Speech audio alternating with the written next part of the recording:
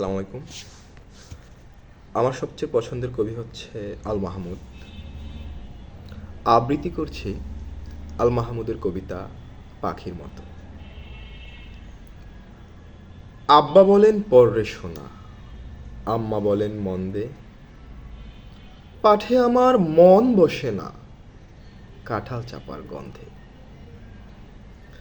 আমার কেবল ইচ্ছে জাগে নদীর কাছে থাকতে, বকুল ডালে লুকিয়ে থেকে পাখির মতো ডাকতে।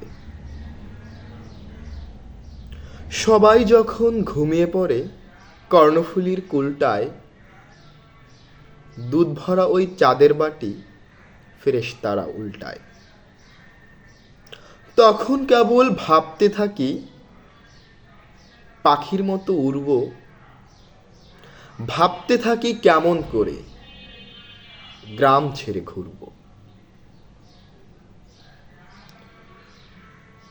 তোমরা যখন শিখছো পড়া মানুষ হওয়ার জন্য, আমি না হয় পাখি হব, পাখির মতো বন্য। সবাইকে ধন্যবাদ।